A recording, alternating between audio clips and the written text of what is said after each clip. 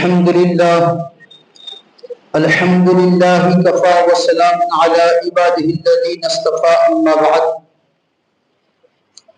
قال الله تبارك وتعالى في كلامه المجيد والفرقان الحميد بعد أعوذ بالله من الشيطان الرجيم بسم الله الرحمن الرحيم. يا أيها الذين آمنوا ادخلوا في السلم كافة ولا تتبعوا خطوات الشيطان إنه لكم عدو مبين. وقال تعالى في مقام آخر وأن هذا صراطي مستقيما فاتبعوه ولا تتبعوا السبل فتفرق بكم عن سبيله ذلكم وصاكم به لعلكم تتقون.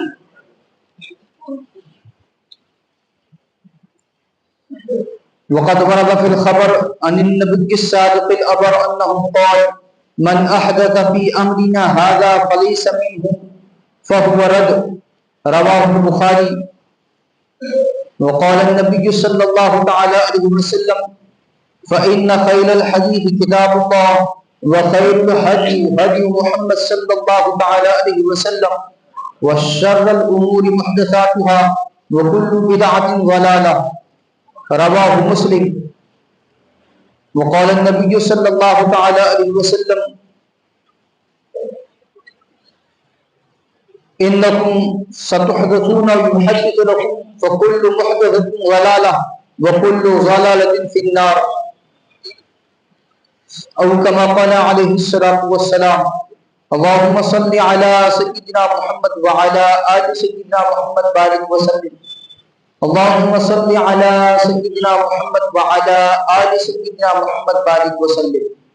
اللهم صل على سيدنا محمد وعلى آل سيدنا محمد بارك وسلم. معزز سامعین کرام، ملت اسلامیہ کے عزیز نوجوان و بزرگان ملت، شعبان المعظم کا آغاز ہو چکا ہے. 3 شعبان المعظم ہیں، اور جیسے ہی شعبان کا مہینہ آتا ہے شب برات کا انتظار رہتا ہے اور لوگ اپنی عبادتوں میں، اللہ کی رضا والے کاموں میں تیزی پیدا کرتے ہیں، بڑھوتری پیدا کرتے ہیں، زیادتی کرتے ہیں، اور کرنا چاہیے. لیکن جیسے کہ بتایا گیا، ہر اچھے کام کو خراب کرنے کے لیے، ہر فضیلت والی چیز کی فضیلت کو انسان سے چھیننے کے لیے شیطان اور نفس ایسی چیزوں اور باتوں کی طرف لگا دیتا ہے کہ جن سے بندہ فضیلت سے محروم ہو جائے، الٹا اسے گناہ ہو، وہ گمراہی کا عمل کر بیٹھے. تو ہر اچھی چیز اس کی اچھائی کے ساتھ کرنی چاہیے، اور اس بات کی کوشش کرنی چاہیے کہ اس اچھی چیز میں میری ذات سے کوئی برائی شامل نہ ہو جائے، کوئی بدعت شامل نہ ہو جائے، کوئی من گھڑت بات شامل نہ ہو جائے. چنانچہ آج کی اس مجلس میں ہم دونوں پہلو سنیں گے، سنت کیا ہے اور بدعت کیا ہے. اللہ کے نبی صلی اللہ تعالی علیہ وسلم کے ارشاد مبارک ہے علیکم بسنتی و سنت الخلفاء الراشدین المہدیین تمسکوا بها وعضوا علیہا بالنواجذ. مشکاۃ شریف کی روایت ہے، تم اپنے اوپر میری سنت کو اور میرے ہدایت یافتہ خلفائے راشدین کی سنت کو لازم پکڑ لو اور دانتوں سے مضبوط پکڑ لو. اللہ کے نبی صلی اللہ تعالی علیہ وسلم کا ارشاد ہے، ترمذی شریف کی روایت ہے، حضرت انس رضی اللہ تعالی راوی ہیں، روایت فرماتے ہیں کہ اللہ کے نبی صلی اللہ تعالی علیہ وسلم نے ارشاد فرمایا من احب سنتی فقد احبنی ومن احبنی کان معی فی الجنہ. جس نے میری سنت سے محبت کی، یعنی اس پر عمل کیا، تو اس نے مجھ سے محبت کی، اور جو مجھ سے محبت کرے گا وہ جنت میں میرا ساتھی ہوگا، وہ میرے ساتھ جنت میں ہوگا. سیدنا ابو ہریرہ رضی اللہ عنہ کی روایت ہے، مشکاۃ شریف کی روایت ہے، اللہ کے نبی صلی اللہ تعالی علیہ وسلم ارشاد فرماتے ہیں، جس نے میری امت میں فساد کے وقت میں ایک سنت کو مضبوطی سے پکڑا اور اس پر عمل کیا تو اس کے لیے 100 شہیدوں کا ثواب ہے۔ ایک سنت پر عمل ایسے دور میں کہ جب سنت مٹائی جا رہی ہو، سنت پر عمل ختم کیا جا رہا ہو، ایسے دور میں سنت پر عمل کرنے پر 100 شہیدوں کا ثواب۔ یہ ہے سنت، اللہ کے نبی صلی اللہ تعالی علیہ وسلم کا مبارک طریقہ، جو کچھ آپ سے، آپ کے صحابہ سے، تابعین سے، تبع تابعین سے ثابت ہے اس کو کرنا ہے، اور اس کے خلاف جو کچھ ہے وہ بدعت ہے، گمراہی ہے، اس سے بچنا ہے۔ اب بدعت کیا ہے، اس کی تعریف فرماتے ہوئے کہتے ہیں کہ ہر ایسے نو ایجاد طریقے عبادت کو بدعت کہتے ہیں جو زیادہ ثواب حاصل کرنے کی نیت سے رسول اللہ صلی اللہ تعالی علیہ وسلم اور خلفائے راشدین کے بعد اختیار کیا گیا ہو، اور حضرت صلی اللہ تعالی علیہ وسلم اور صحابہ اکرام کے عہد مبارک میں اس کا داعیہ اور سبب موجود نہ ہو، نہ تو قولاً موجود ہو، نہ فعلاً، نہ صراحتاً، نہ اشارتاً۔ جو 4 طریقے ہیں ثابت کرنے کے، چاروں طریقے سے جو چیز ثابت نہیں ہے اس کو بدعت کہتے ہیں۔ اب اس بدعت کی مذمت میں اور سنت کی پیروی میں اللہ تبارک و تعالیٰ کا ارشاد مبارک، یا ایھا الذین آمنوا ادخلوا فی السلم کافۃ ولا تتبعوا خطوات الشیطان انہ لکم عدو مبین۔ ایمان والو، اسلام میں، ایمان میں پورے داخل ہو جاؤ، شیطان کے نقش قدم پر مت چلو، وہ تمہارا دشمن ہے، کھلا دشمن ہے۔ ایسے ہی اللہ فرماتے ہیں وَإِنَّ هَذَا صِرَاطِي مُسْتَقِيمًا، اور یہ میرا سیدھا راستہ ہے جو مستقیم ہے، سو اس راہ پر چلو، اور جو راہیں تم کو اللہ کی راہ سے جدا کر دے گی اس کا تم کو اللہ نے تاکید سے حکم دیا ہے کہ احتیاط رکھو۔ سورۃ الانعام۔ بدعت حدیث کی روشنی میں کس کو کہتے ہیں؟ فرمایا من احدث فی امرنا ھذا فلیس منہ فہو رد۔ بخاری شریف کی روایت ہے، جو کوئی ہمارے اس کام میں یعنی دین میں وہ بات نکالے جو اس میں نہیں ہے تو وہ رد ہے، یعنی وہ مردود ہے۔ مسلم شریف کی روایت میں حضرت جابر بن عبداللہ رضی اللہ عنہ فرماتے ہیں کہ اللہ کے نبی صلی اللہ تعالی علیہ وسلم ارشاد فرماتے ہیں فإن خیر الحدیث کتاب اللہ وخیر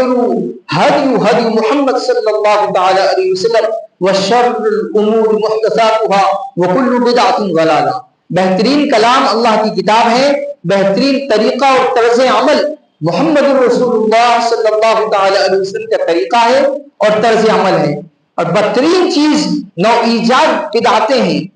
اور ہر بدعت گمراہی ہے۔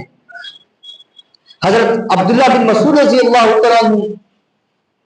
فرماتے ہیں کہ اللہ کے نبی صلی اللہ تعالی علیہ وسلم ارشاد فرمایا، یعنی تم میں بھی نئے نئے کام نکالو گے اور لوگ تمہارے لیے نئی نئی صورتیں اور عبادت نکالیں گے، خوب سمجھ لو ہر نیا طریقہ گمراہی ہے اور ہر گمراہی جہنم میں لے جانے والی ہے۔ اور فرمایا چھوٹا سا عمل، سنت والا چھوٹا سا عمل بدعات کے ساتھ کی جانے والی بڑی بڑی عبادتوں سے زیادہ بہتر ہے۔ تو اللہ کے نبی صلی اللہ تعالی علیہ وسلم کے طریقے مبارک کو دیکھنا ہے، صحابہ کرام کے طریقوں کو دیکھنا ہے، تابعین تبع تابعین کے طریقے کو دیکھنا ہے، اور اس کے علاوہ جتنی بدعتیں، خرافات، لائن کی چیزیں ہیں ان کو ترک کرنا ہے۔ اب شعبان المعظم کا یہ مہینہ ہماری زندگی میں آیا، شب آنے والی ہے، شب برات۔ اللہ کے نبی صلی اللہ تعالی علیہ وسلم کی حیات طیبہ سے اس کو جوڑیے کہ جب اللہ کے نبی صلی اللہ تعالی علیہ وسلم کی حیات طیبہ میں شب برات آتی تو آپ کا اپنا عمل کیا ہے؟ تو سب سے پہلی چیز جو آپ کے اعمال سے ملتی ہے کہ اللہ کے نبی صلی اللہ تعالی علیہ وسلم نے شب برات کو کی فضیلت ارشاد فرمائی، اس کے اگلے دن روزے کی فضیلت ارشاد فرمائی، رات میں جاگنے کی فضیلت ارشاد فرمائی، لیکن اجتماعی شکل میں صحابہ کرام کو کبھی بھی شب برات میں جوڑا نہیں کہ آج 15 شعبان کی رات ہے، آؤ اکٹھا مسجد نبوی میں جمع ہو جاؤ، میں تمہارے سامنے شب برات کی فضیلت کو رکھتا ہوں اور اس کو ذہن میں رکھ کے پھر عبادت کرو۔ یہ طریقہ اللہ کے نبی صلی اللہ تعالی علیہ وسلم سے ثابت، فضیلت بتائی ہے، اب اس فضیلت پر صحابہ کرام نے فردن انفرادی اعتبار سے، اپنے اعتبار سے عمل کیا ہے، اور آج بھی مکۃ المکرمہ مدینہ المنورہ میں اسی پر عمل ہوتا ہے کہ جب بھی ایسی کوئی مبارک راتیں آتی ہیں، ہر بندہ اپنا محاسبہ کر کے اپنی ذات سے ضروری سمجھ کر نیکیاں کرتا ہے، عبادت کرتا ہے، نمازیں پڑھتا ہے، جمگھٹا بنا کر اجتماعی شکل میں کوئی کام نہیں ہوتا۔ دوسری چیز، اللہ کے نبی صلی اللہ علیہ وسلم کی حیات طیبہ میں کہیں نہیں ملتا کہ مسجد نبوی کو لائٹنگ لگائی گئی ہو، سجایا گیا ہو کہ آج 15 شعبان کی رات ہے، اس کو فروزہ کرنا چاہیے اور بہت زیادہ روشنی کرنی چاہیے۔ آپ کہیں گے کہ وہاں لائٹیں تو تھی نہیں، چراغ تو تھے، تیل چراغ میں ڈال کر جلایا تو جاتا تھا، گھر میں روشنی تو کی جاتی تھی، جو طریقہ روشنی کا تھا کیا وہ طریقہ اختیار کیا جاتا تھا کہ زیادہ چراغ جلائے جا رہے ہوں؟ یہ طریقہ ثابت نہیں۔ قبرستان جانے کی ایک حدیث اللہ کے نبی صلی اللہ تعالی علیہ وسلم سے منقول ہے کہ آپ خود بذات خود تشریف لے گئے جنت البقیع۔ ایسے نہیں ہوا کہ اعلان ہوا کہ آج 15 شعبان کی رات ہے، جنت البقیع میں جانا ہے، صحابہ کرام ایک بڑی جماعت کے ساتھ اللہ کے نبی صلی اللہ تعالی علیہ وسلم کے ساتھ تشریف لے گئے، ایسا نہیں۔ یہ آپ کے وصال کے بعد بھی صحابہ اکٹھا قبرستان میں تشریف لے گئے کہ آج 15 شعبان کی رات ہے۔ یہ چیز بھی اللہ کے نبی صلی اللہ علیہ وسلم کی حیات طیبہ، صحابہ کرام کی زندگی، تابعین تبع تابعین کی زندگیوں سے نہیں ملتی ہے۔ ایک بات بتا دی گئی اور اس پر اپنی ذات سے عمل کیا کہ آپ کے کسی حصے میں اس پر عمل کرنے کے لیے کبھی چلے گئے اور تاکید نہ کرتے ہوئے کبھی ناغہ بھی کر دیا کہ یہ کوئی ضروری چیز نہ ہو جائے، اور شریعت میں ایسی چیز کہ جس کا ثبوت اس درجے کا نہیں ہے، اس کو بڑھانا اور بہت زیادہ ضروری کرنا، عبادت سمجھ کے کسی کام کو، ایسے کام کو جو شریعت میں نہیں ہے، سنت میں نہیں ہے، احادیث مبارکہ میں نہیں ہے، اس کو دین سمجھ کے کرنا بدعت ہے، اور بدعت گمراہی ہے، گمراہی جہنم میں لے جانے والی۔ تو جتنی بھی خرافات کے لائن کی چیزیں ہیں، منہیات کے لائن کی چیزیں، ان سے بچنا ہے۔ اور ایک اور چیز کہ ہر وہ چیز جس کو دین سمجھ کر کیا جائے، عبادت سمجھ کے کیا جائے، اس کو کرنا بدعت ہے۔ لیکن بہت سارے کام جو دنیاوی زندگی کے کام ہوتے ہیں، جن کا دین سے، شریعت سے واسطہ نہیں ہوتا، وہ ہمارے اپنے کام ہوتے ہیں، وہ اگر ہم اسلامی خطوط کے خلاف کریں گے، شریعت کی رہنمائی کے خلاف کریں گے، تو ہمارا پرسنل عمل ہوگا، اس کو آپ رسم و رواج کا نام دے سکتے ہیں، بدعت نہیں کہہ سکتے۔ اس کا کرنا نامناسب ضرور ہو سکتا ہے لیکن گمراہی والا نہیں ہو سکتا۔ اس کو ختم کرنا بہت زیادہ ضروری ہے لیکن اس کے کرنے سے گمراہی کا لیبل نہیں لگایا جا سکتا۔ جیسے مثال کے طور پر ایک مثال دے رہا ہوں،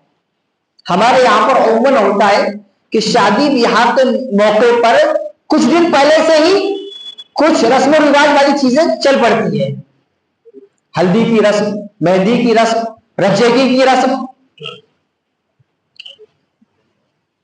اور نکاح ہونے کے بعد جمعگی کی رسم، یہ جتنے بھی ہیں یہ رسم و رواج کی لائن کی چیزیں ہیں۔ آدمی اس کو دین سمجھ کے نہیں کرتا، عبادت سمجھ کے نہیں کرتا، تو یہ رسم و رواج کی چیزیں ہیں، ان کو ختم ہونا چاہیے معاشرے سے،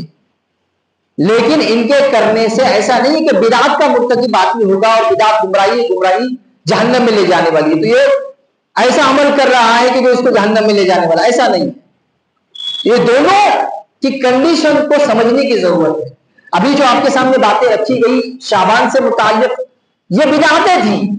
یہ گمراہی والی باتیں ہیں، تو جن کو بندہ دین سمجھ کے کر رہا ہے، ثواب سمجھ کے کر رہا ہے، شریعت کا حصہ سمجھ کے کر رہا ہے کہ یہ چیزیں شریعت کا حصہ ہے، عبادت کا درجہ رکھتی ہے، میرے لیے کرنا ضروری ہے۔ 5 وقت کی نماز پڑھے نہ پڑھے، 15 شعبان کی رات میں اس کو زبردستی بھیجا جاتا ہے اور ایک بہت بڑا مجمع جمع ہو جاتا ہے۔ لوگوں نے اس کو ضروری سمجھ لیا ہے کہ اس میں جانا ضروری ہے، نہیں جائیں گے تو بہت بڑا، حالانکہ 5 وقت کی نمازیں بہت زیادہ،